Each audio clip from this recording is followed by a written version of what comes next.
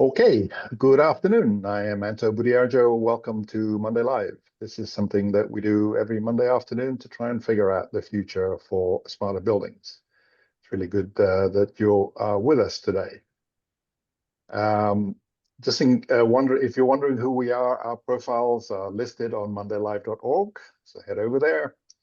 And just to point out, as always, the views expressed here are personal, not of any company or organization. And let's make this interactive with the Zoom chat. I think you know that by now. And if you want anything that's on this slide deck, it is also available on mondaylive.org.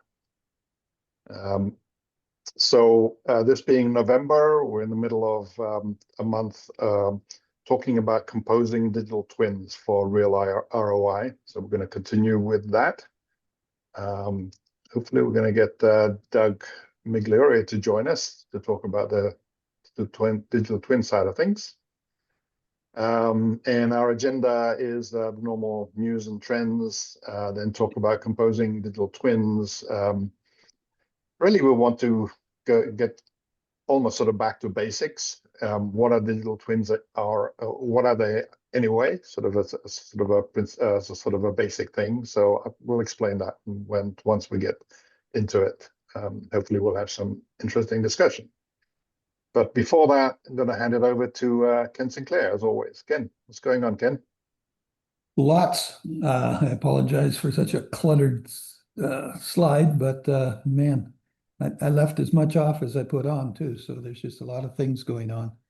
But let's start up in the left-hand corner, and this is Anto's Arete, what I've done is I've connected it to basically a lot of the posts that Anto has done on our site. You can kind of see that this just isn't a new idea, that almost everything he's been doing and Monday Live has been doing for the last 5 years is kind of rolled up inside of this and implied. So it's an interesting read, and yeah, I think everybody should take a look at it and pass their opinion. The one below it, Composing the Future, Why Your Digital Twin Doesn't Have to Be a Monster. That's the take of last week, and I think we kind of did a good capture of what happened there. And then below that, I've got the full article that Anto wrote again. So I think we need that. Moving right down the left-hand side there at the bottom, the solar singularity. This is an interesting thing, is we're starting to see renewables being used, and there's two kinds of renewables. There's the renewables that are getting connected to the grid, but there's also the renewables that are becoming part of the microgrid, and like we're seeing with a living building. And this is going to add a lot of complexity to our automation. And as you know, we love complexity and we know what to do with it, right? Right next to that is another thing peeking between a couple of ads there is a BACnet server, which is trying to take information off of an OEM product heat pump. And that whole complicated thing needs to be sorted as well. We have OEMs now that are they believe what we believe, that the solution for cybersecurity and productivity is in the cloud. And so they're building their own cloud structures, but they look a lot to me like proprietary clouds, and trying to get the data out of their cloud into what we classify as an open cloud is a struggle. So that's another problem I think we all have to think about and start to try and put some pressure on them to open that up. Right next to that is Kimon. He was a speaker at Greenbuild. I don't know if he's going to give us a little take. That would be nice if he just give us a moment of what he saw there. It's a great program seminar, I guess, that was in LA. We'll just keep moving over to the Met Center there. We were a media sponsor of InBAC, which is the BACnet in India. That was just last week, and it's interesting just reading through their programs that they're definitely talking very similar things as to what we're talking about. Below that, we've got which is going on today, I guess it is, in Atlanta, the Cloud Native and KubeCon. That's important. And we finally have got all of our programs together. If you click on either one of those icons, you'll actually get taken to the LinkedIn post. I'm totally impressed and pleased with the amount of people we have in the industry that are reflected in our program. And these are just what we call our featured speakers.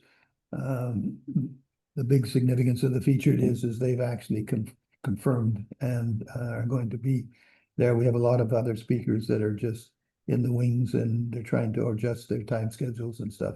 We will add them to our programs as they come, but Vegas is coming together well. The scope of topics we're covering, we've got 16 sessions, and I think it's probably one of our most ambitious. Anyway, I think that's about it. Back to you, Anton.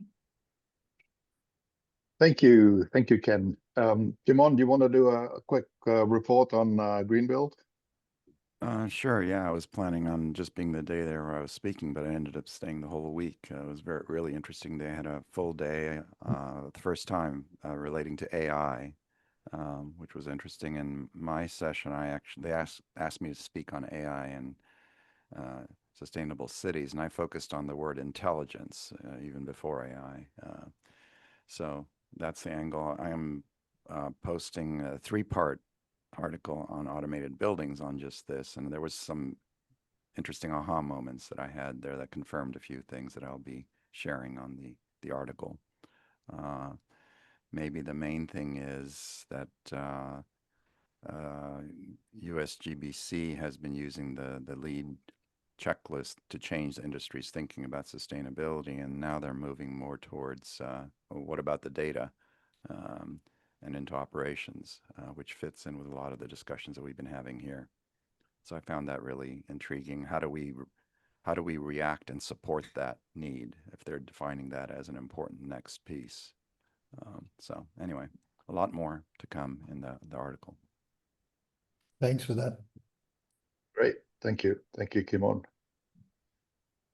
All right, C4SP update. Rick is going to be late to this call, so we're going to need to do this without him. Jim, do you want to touch on what's happening on the BACnet side of things?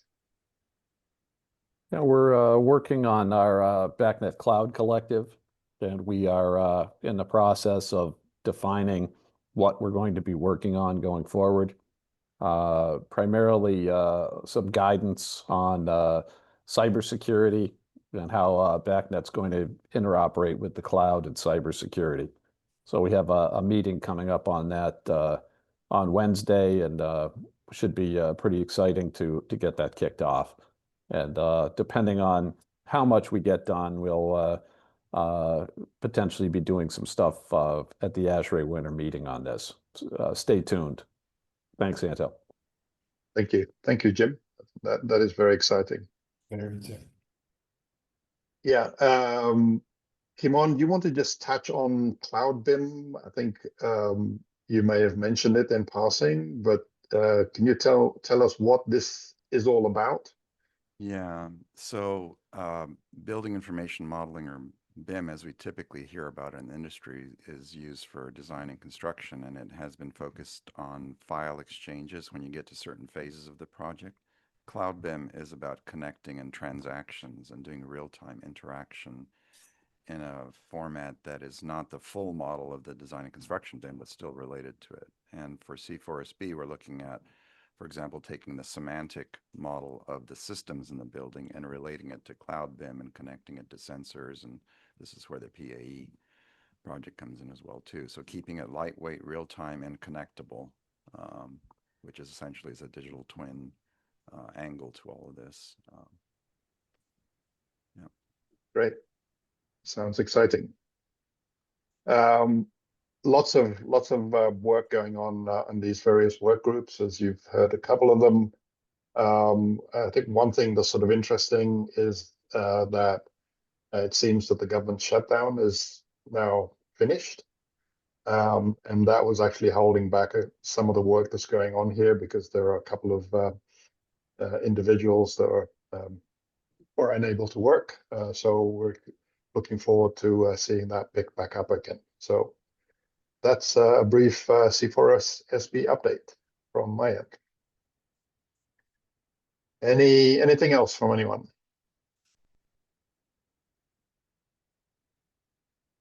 Hearing nothing. Okay, so Larry just asked a question about what's going on with Lonmark, because it's mentioned here. So give Tracy an opportunity to fill in on that. Sure, thanks. I don't really have a lot to report. We're trying to move forward and get everybody lined up. This is an international effort across all three regions of the world, if you will, the Americas, Europe, and Asia. We have agreement now. We're just looking to the legalities of getting everything moved over at this point. So, and when you say getting everything moved over, what is that moved over? What is the impact? our goal is to have enough done to make some official announcements by ASHRAE. That's an announcement of Lonmark being part of the C4SB umbrella. Correct. Okay, I think that's the piece. All right. Yeah. Thank you. Right. So let's get on with composing digital twins for real ROI, which is what we're talking about this month. And so the last couple of weeks, we've been talking about related topics. We talked a lot about master format. I think this was mostly last month, but we touched on it last week. And we talked about last week the idea of this sort of cross-silo, making silos work across silos, making information work across silos. Sorry, as being another way of thinking about composing digital twins. And then we spent quite a bit of time last week on this, which is the sort of innovation of the Digital Twin Consortium, to think about the different capabilities of what systems can do in a digital twin. So that was really very interesting. And this is really sort of the summary from Automated Buildings of last week. It's kind of interesting that this is an AI summary of what we talked about. So it's all about how do we compose. We're not really wanting, I don't know where that impose comes into it. But it's really not about building a single gigantic replica, but it's about doing something more practical and composable. And that's kind of the essence of it. The solution being the composition of bringing everything together. So I'll just share that here. And so, okay, so we've been talking about this, and last week we talked about, how to think about composing in digital twins. And we on our planning call last week, we were getting a little bit sort of tangled up with this. And I think it's kind of interesting. Doug Miglioria was commenting to me earlier that digital twins is really just two words, and it's not really until we dissect it and decompose it and put it back together and try and put it into an application do we start to see the sort of the implications of thinking about it and thinking about what it really is. I think that's a sort of an interesting perspective of digital twins. So we kind of decided that let's get back to basics and think about and discuss what digital twins are actually all about. And one of the sort of ways of thinking about it is the current definitions. The Digital Twin Consortium has created a definition. This is about 3 years ago. A digital twin being a virtual representation of real-world entities. That's kind of the key part of it. DTC also updated that, which confuses me a little bit, last year, saying the digital twin now is an integrated data-driven virtual representation of basically the same thing as the previous definition. So I'm a little bit confused by why there was a change, but in a way, it's actually the very subject that we're trying to think about here, which we sort of talked about at the end of last week, which is, are we talking about one digital twin, or are we really talking about multiple digital twins that are sort of working with each other? How do we sort of think about this? And I'm going to hand it over to Doug right now, who is obviously spending all of his days on digital twin matters. So Doug, I know that you're having internet and communication challenges, and you're probably in your car and your phone or something, but can you chime in on this? And I'll also bring up this other slide, which is sort of Doug's view of the sort of the fundamental of what really digital twin is all about at the end of the day. Doug? Yeah, hi, Anto. So, I'm on my cell phone in my car at the moment, so no camera. This is actually in the Digital Twin Consortium when we spent probably a year, it seems, trying to come up with that initial definition for what a digital twin is. There was a diagram similar to this that was part of those discussions within the consortium. To really show that, what are the components of a digital twin and how those components compare or differ from those of its physical counterpart in the real world. So this is, I guess, my refinement or evolution of this. I'm focusing on the synchronization between those two entities, the physical and the digital twin, is occurring through events.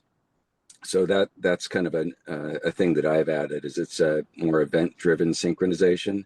But otherwise, the key concept over on the left for the digital twin, foundationally in I guess gold, is the digital model. That's foundational for a digital twin. It's completely different than an IoT sensor to a dashboard. It's intended also, those arrows to those events are intended for bi-directional communication. So one-way communication is really not, again, it depends on your definition, but it only gets you halfway there. The full value of a digital twin is its ability to synchronize state with the physical twin, have a lot more information available to it for context and history that allows it to be smarter than just the physical counterpart, so that it can help make decisions that then can intervene back to the real world and take, to optimize the performance of the physical world.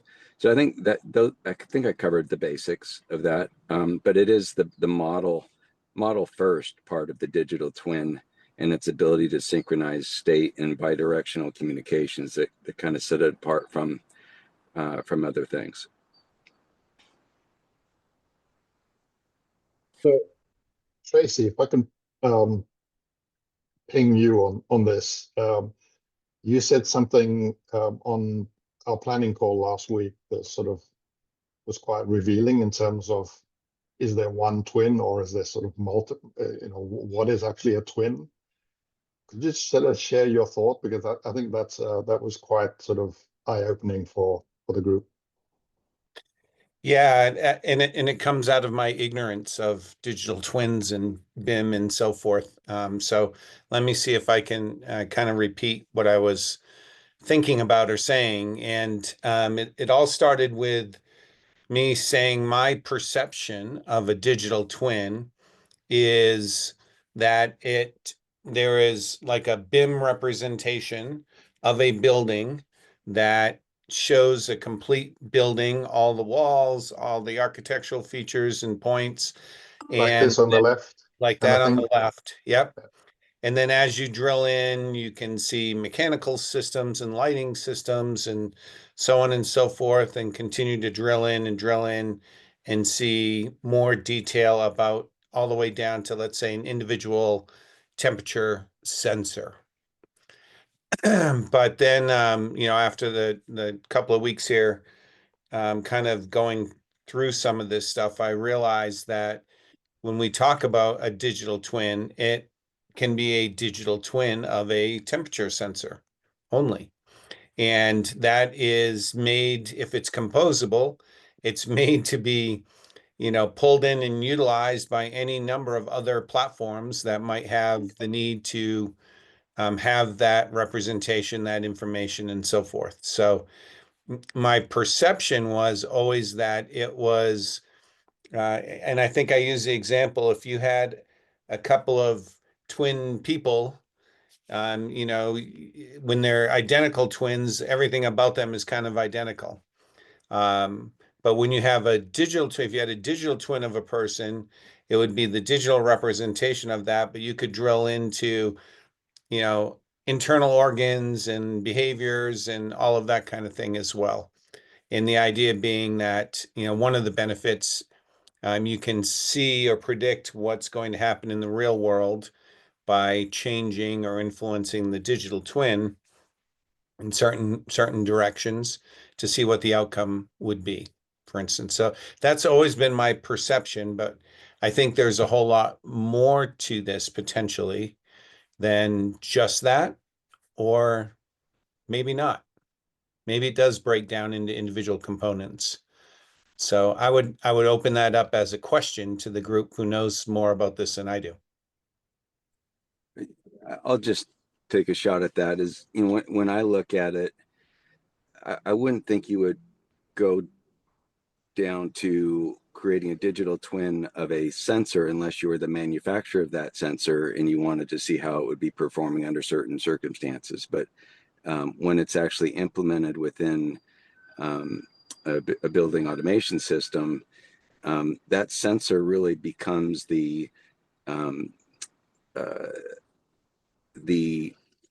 observer of that is observing the real world and translating that observation into data that then is fed to the digital twin and is updating a specific state of that digital twin, where the digital twin would have maybe if it's representing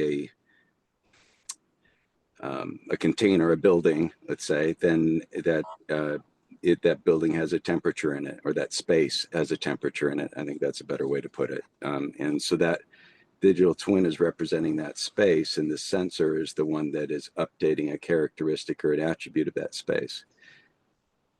And it's also recording all of the state changes as well. And it's got other sensors and other environmental observations that would allow it to start inferencing what the correlations between different things, which then allows it to start to become more intelligent and be able to predict future states as if through a what if scenario. Like what if my temperature increases to 120 degrees? What's that going to do to me and to everything else that I impact? And you can run those simulations very rapidly in a completely virtual environment without impacting the physical environment, is provided that your models are accurate. But that's a key benefit of those virtual or those digital twins, is to participate in those what if scenarios to be able to react most optimally to any state change to take the best course of action. And also to make such information available to other systems and other uses. Where does that come in? Other uses that may not be known today. or may not So- be known at the. So in my mind, that's also another key advantage because it is it's the living virtual representation of something in the physical world, so that all other virtual systems could rely on that virtual copy for all of its information, as opposed to going and trying to get it back to the source, to the physical twin. And it becomes much more efficient to have your AI agent, your GIS system, and everything integrate with that digital twin in the cloud, in the virtual space, and not have to deal with the complexities and the challenges of connecting all that in the physical world. And I would have thought that that is the sort of almost the highest value of digital twin, is the ability for an application to be able to get that information from the twin, rather than having to figure out how to get it from wherever it is in the real physical world. I would agree. Open it up. Yeah, I have some comments, if that's okay. Back to your slide, Anto, is it one or multiple? I think we need to be deliberate to use the plural twins and never use the singular, because it just implies one thing and it's not one thing, as we've said. And the problem that we have is actually part of the name, the definition. When you say in the real world, a digital twin is, one person or another person, right? Is very concrete. And that can get abstracted when we talk about it for digital twins, to think that it has to be one thing. And then you get vendors and others coming in and say, we are that one thing, come buy it from us and we'll take care of that for you. So I think we need to be very deliberate to say that it is a system of systems, just like in the definition and in the diagram from Doug as well too. The other thing, I think, it's all use case driven, like Zara pointed out as well too in the chat. It has to be use cases. So there could be many different use cases, as you were describing, Doug. There could be different use cases within that. Some of them might connect to each other. The others might be completely independent. So for example, in a building, if you're talking about the systems in a building, then you're managing and maintaining temperature and whatever. But there might be a whole other digital twin of the business of the building. You're running the occupants of whatever, a hospital, let's say. And those two could connect as well too. That's why it's a system of systems, I think. I also want to, maybe this is more of a question, but I know the definition of having the physical and the digital and interacting between the two, and that it has to be two-way. I think that still depends on the use case, because certain things might be one way. For example, the outside air temperature of the environment, we can't change. We can read from it, but we can't change it. But it can impact the systems in the building that then, yes, they start interacting. So I think it really is, we need to be precise about the description of the use case and what it means to have a true cyber physical system that's interacting with each other versus sensors that are just giving us information. And some of them that might trigger a response. So I don't think it's as simple as saying that it's always two-way. It really depends heavily on the use case, I think. And I think as a definition, it's good to think in terms of in simple terms. If we start describing these simple use cases, they become much more apparent, and then you could start combining them into the more, what if an owner has a digital twin at that point, if they want to call it the digital twin, although I still disagree with that term. I think we need to strongly just disagree with just calling it a singular thing, even though in many ways it is. It just is a confusing term, I think. I know you have some thoughts on this, I'm sure. Do you even use the term digital twins at your shop? I'm sorry. I'm sorry, who was that? For me or No, Tim? go. It was for Anno, sorry. No, go ahead, please. Oh, sorry, man. We've not used it for a while, per se. But when we do, one of the use cases, I agree with the chat comments, right? It's all use case driven, right? What's your particular use case? Which is one of the things that I think is really important, because there's so many people with different use cases. that can use the data for different pieces. But one of the things that we looked at significantly was more on the simulation side. And I kind of was hoping that Keith was here, right? If I had a representation of, I don't know, an air handling unit, right? And I have its data for the last 12 months.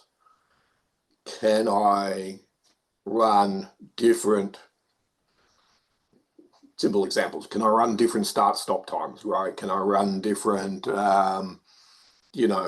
pre-cooling, pre-shutdown? Can I run different set points against that? And what would it behave like without actually working on the actual physical machine itself, right? So that's one of the models that we were looking at. Hey, how do I actually, can I actually run simulations against that system, but not on the system itself, not disrupt it? But I need its track record for the last 12 months or more of data. So very use case driven. Like I said, we don't really use the term much. It still comes up though in discussions with clients and people. It still comes up. And I have. How does it come up with clients generally without being specifics? The people saying I want one of them? No, it's more of a context of what are you doing? What do you think about? Where's your head? What does it mean to you? Us. And what would it mean to me? So it's a little bit on the more on the consultative exploration side, right? I think I'm finding clients more trying to find out that yes, it's still a thing, but they're looking for people who, got some understanding knowledge in the space. So it comes around more like that. Generally, typically when we have those sort of meetings, they want to know about where we are, what we've done, what it looks like to us. Do we care? Do we not care? And what does it mean to them as a result? So that's typically how those conversations come about. And are you with Kimon and thinking that it's actually the plural side of things, or where are you on that, or do you have a view? It's a good perspective. I guess I've always used the twin as a plural in of itself. It's more to me that it's not plural twins, it's multiple use cases, or what am I using the stuff for? Now, which could then mean different types of data that I'm using, right? So I can see where it's coming from, right? I can see a digital twin purely from a, let's say, controls perspective, right? The system that controls the air handling unit. I can see another whole digital twin of the actual physical dampers and valves and the mechanical pieces, which the control guys doesn't have. So I can see different views or perspectives of a physical entity. But is that a case of like your body and doctors, right? And I can have a digital twin of all of me, but I'm the doctor who's really interested in my lungs, right? Which is just a part of it. Is that multiple digital twins? Is that a digital twin of my lung? Or is that a digital twin of Arno? And then there's another one of, I'm not sure. Depends on your perspective, which is right, the use which case, is the right? use case, right? So Jim, do you want to? yeah, so Go ahead. I think you have to start with a top-down perspective for any of this not to lead to madness immediately. You have to have a point of view as to what you're trying to do. So digital twin of what, for what? Well, really the why, right? And so if you look at the spectrum of the last 30 years of the technology here in fault detection, diagnostic, and optimization, we've been effectively doing digital twins in this industry for a long time. And the value propositions there were primarily energy, maintenance, operations, regulatory issues, comfort, greenhouse gas benchmarking, these kinds of things. So there's a full set there. And if we turn back even further in time, starting with energy simulation modeling of buildings like Train Trace, DO2, Energy Plus, if you look at the problems that prevented simulation from getting to scale in this industry, it was basically the inability to get the data. It was so costly to get enough, not real-time data, but even static data on the buildings in the old days, that it was basically the juice wasn't worth the squeeze to model something unless it was highly energy intensive. And with BIM and metadata and future modeling, we're beginning to bring that cost down. But those are largely considered different worlds. And people on the research side, LBNL, other places, are looking at, that fusion between those simulations, building emulation, FDD. But to me, it all leads to madness unless you have a point of view as to what you're trying to get accomplished, which other people have represented on this call as use cases. But I'd even go higher than use cases. I'd go to, what is the fundamental energy maintenance, regulatory, operations issue? Really start at that level and try to frame it. And how many digital twins, how many angels are on the head of the pin isn't really that relevant. What's important is understanding what you're trying to get accomplished and why you're trying to get it accomplished. And then I think that the myriad of technologies down below will sort themselves out. Seems to be a nice segue for Rick, right? Oh, great.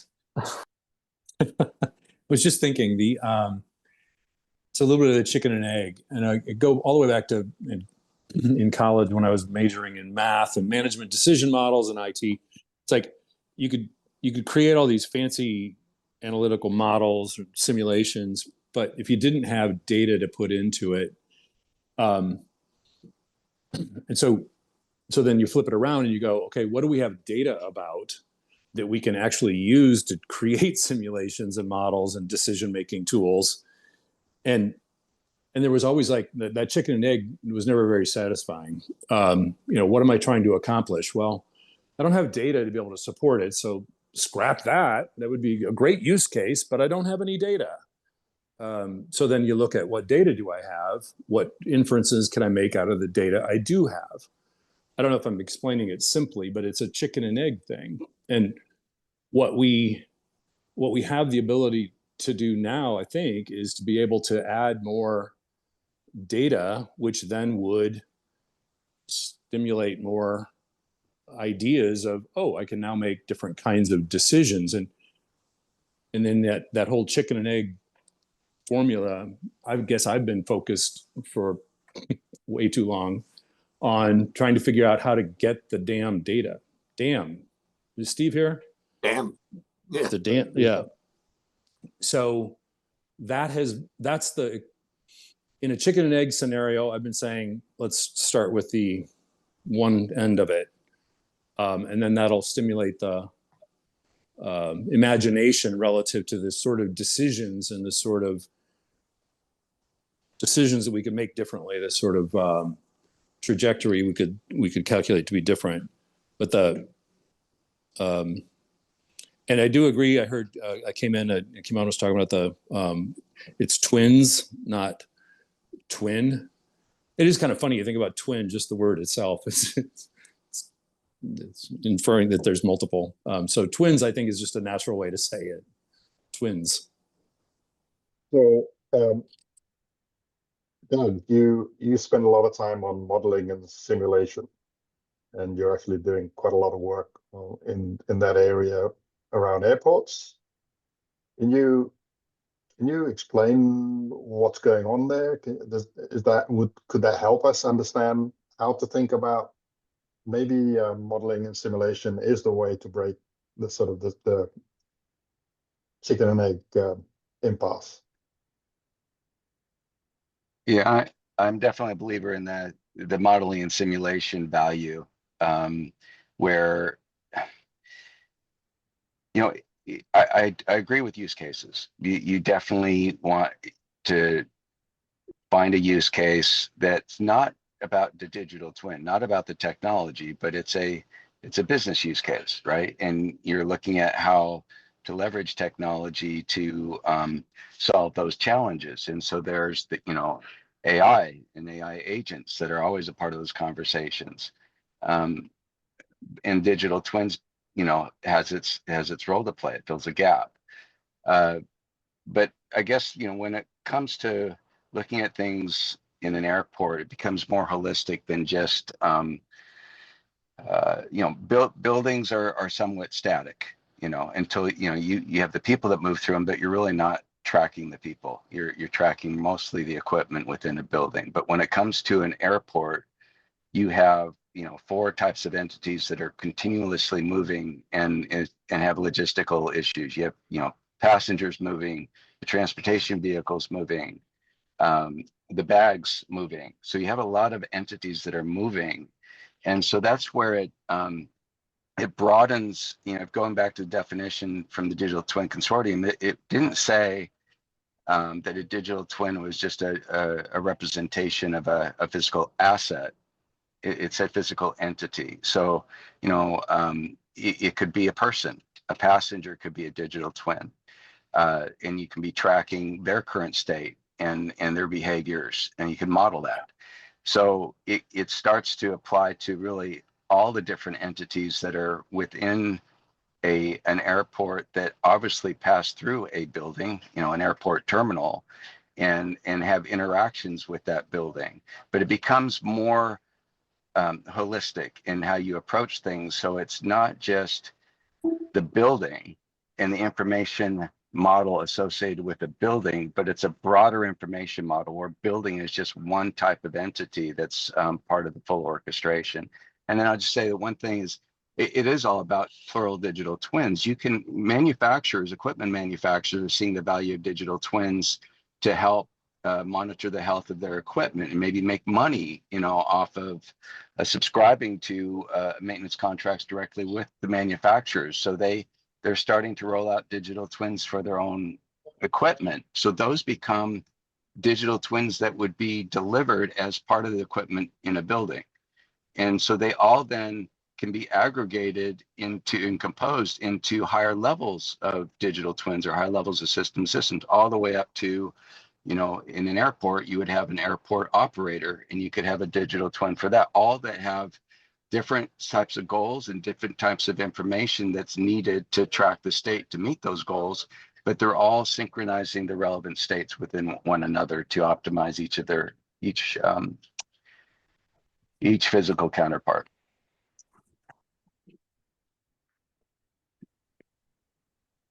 Can I add something to that, Hunter?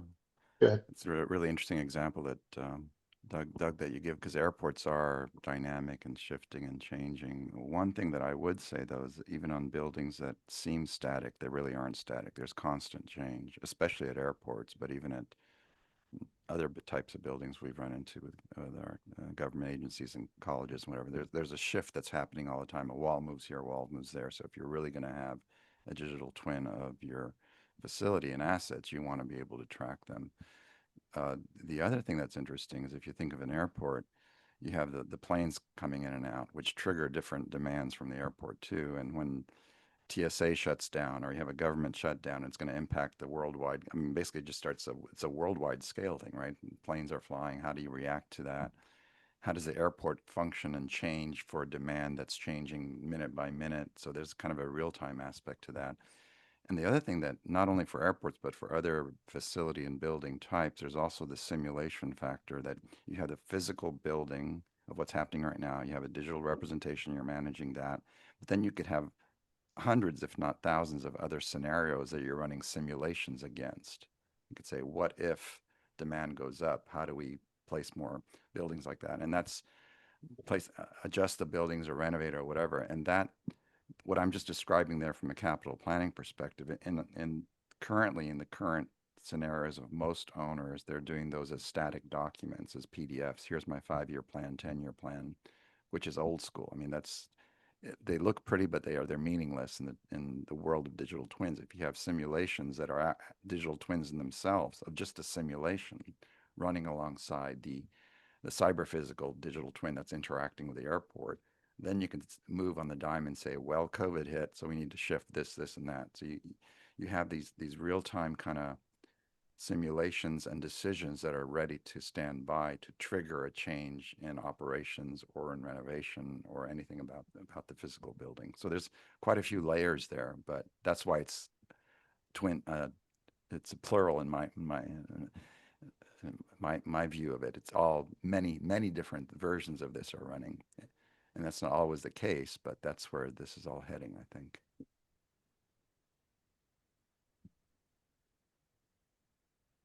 Rick, I see you're ready to just say something. Well, again, the digital twin piece, it seems to stimulate a lot of, demand to be confused. And I really don't think that people are as confused about it as what is what we're declaring. Because there's so many examples that just came up of where twins or decision support systems or analytics or simple, forecasts and linear regressions, all these different uses of data are happening in parallel. And as all we're saying is, wouldn't it be neat to be able to use some of the inferences or some of the data from this system to be able to use it to go over here and make a better decision over here? It just doesn't seem that complicated. We have these different use cases, as somebody said, a digital twin of a person that a doctor would use to diagnose a broken arm or something, versus the digital twin of a person that somebody would use to forecast their productivity as a bartender or as a server. The digital twin of the data that would be interesting of that person would be totally different. Of how effective is this person going to be at their job versus what might be wrong with them from a medical standpoint. So obviously there's multiple twins, and there's different data that goes into the forecasting and the decision support for I don't think it's as I don't think it's as foreign a concept as what we but what we're trying to solve for is the data availability. So whether it's for forecasting how many bartenders we need for the shift that's tomorrow or on Thanksgiving Day, versus what might be wrong with this person from a medical standpoint. It's like what we're trying to make data useful across domains, and figure out what data might be actually helpful to this other decision support system. Data from this system useful over here, and vice versa, and standardizing the data, standardizing the approach for it. That's where I think we're getting all tied up in the defining of twins. And I just have said for a long time, I just don't think people are actually as confused about this as what we're making it out to be. Well, I don't think they're technically confused about it, Rick. But if you look at Stephen Capp's comment in the chat, it basically, there are terms of art that had been in use in this industry for 30 years in terms of the simulation that we've done, in terms of the FDD we've done, things that are effectively digital twins. And the name and the brand of digital twin came along later. And so anytime you get into business, you always see people trying to use a new brand to subordinate old brands, and you see old brands pushing back. So to me, this is just a branding exercise. So the confusion as to what we're actually doing technically, I don't think we're that confused. But in terms of brand, I think we're very confused, because somebody that comes along and says, I've got a digital twin, well, that's got to be a lot better than energy simulation that somebody was doing 20 years ago, right? And I think that's the rub. Anyone pick a bone with that? I agree that a lot of the confusion just comes from the market, and where everybody's saying they've got a digital twin, and it's confusing. And digital twin is not a product; it's part of an implementation. And so there's a lot of consulting that goes with it. It's primarily consulting, I would suggest, and it's intending to leverage your existing investments in technologies. If you go back and look at that Digital Twin Consortium's capability periodic table, the majority of those capabilities that are listed there are just standard IT/OT capabilities that most organizations will have some of those already in place that can be leveraged. And all you're doing is adding to it.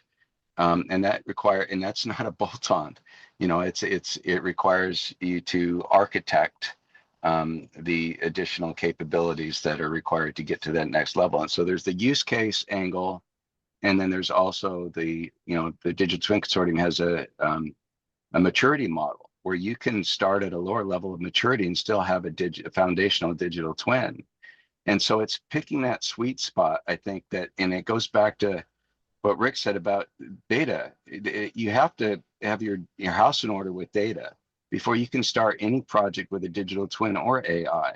But it can be overwhelming if you have so much data you don't know where to start. So you kind of have to look at what data do you have that's most valuable, that you trust the most, that may be more real time than others, and what use case can you build around that, and then start to look at what capabilities you currently have and what incremental capabilities you would need to add to evolve to that maybe that first level of a digital twin maturity, so that you can minimize your risk, your time to value, and your cost. Those are the key things that you need to be able to. But I think it's more about the confusion in the market and knowing how to start so you don't get burned.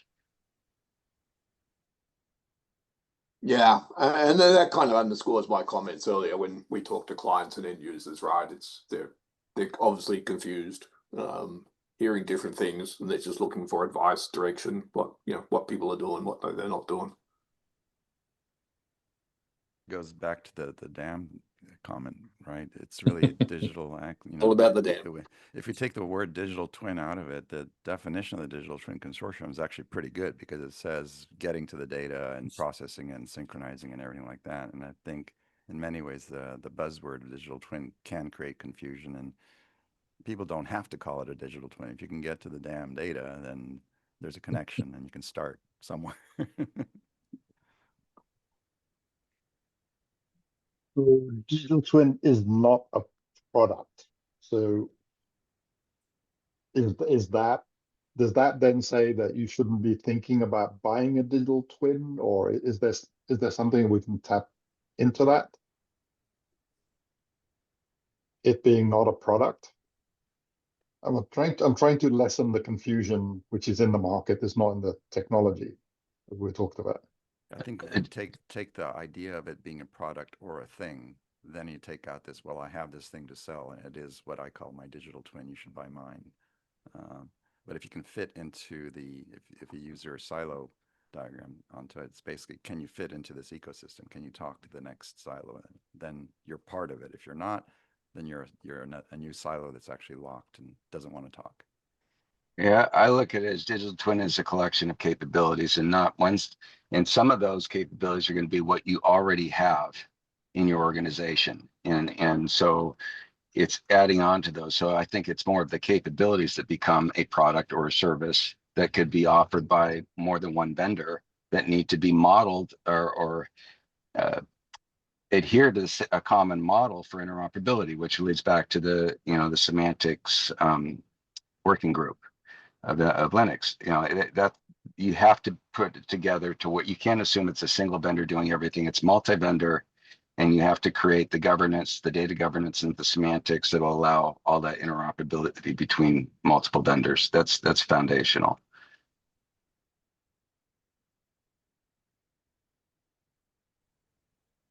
Yeah, just to sort of, from our perspective again, we look at it as a program, not as a product, Anto. So it's a program, right? There's technology involved, there's services involved, there's outcomes that gets delivered, and people who deliver it and stuff. So we don't look at it as a product per se, we look at it as a program. What's the most common use case, in your world? What are you trying to get out of digital twins typically?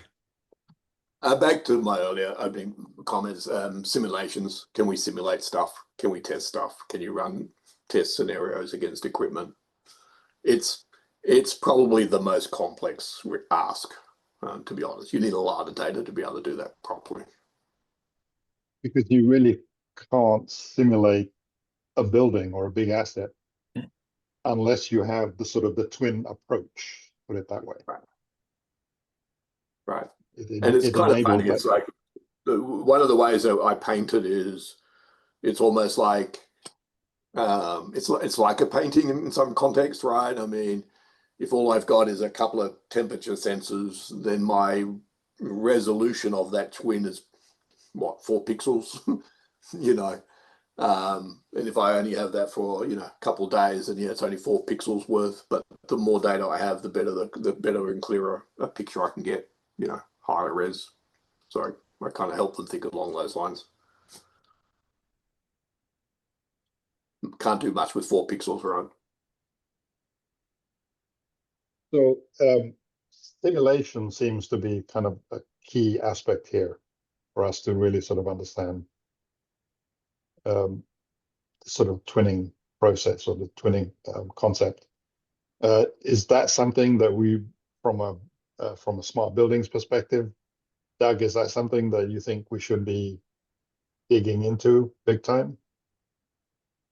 I do. I think if the research I've seen shows that that is one of the highest values of a digital twin right now is the ability to simulate. And, you know, with the ability to simulate is the ability to predict a future state and make decisions based upon those active simulations that are better than any in a much more complex environment. It's beyond the capacity of any human to make those types of decisions. So, but I would suggest that's where to start. That's where Ken has his background, was in simulations, and it really starts to force you to create a semantic model and a digital twin model that supports those simulations, because that's the full model, right? That's not just a couple sensor feeds. That is a full model that allows you to simulate the behaviors of any particular entity that's being represented.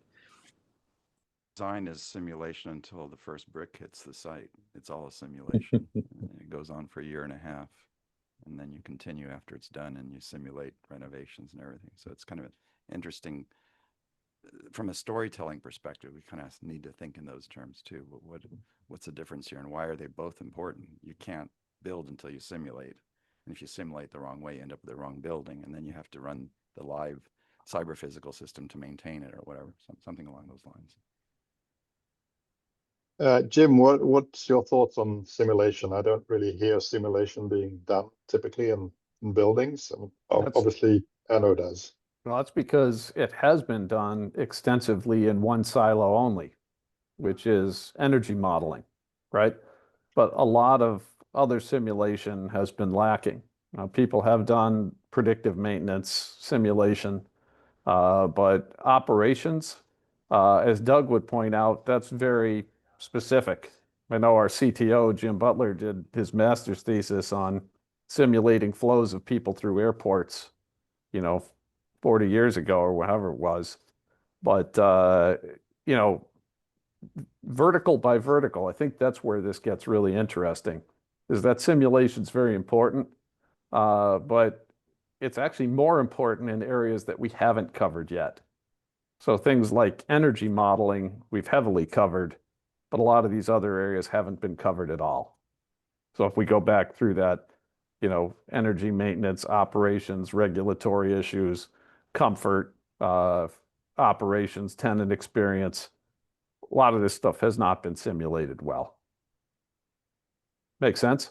So I think that there's the same silo crossing argument for information that we've had many times on this program in the past many years.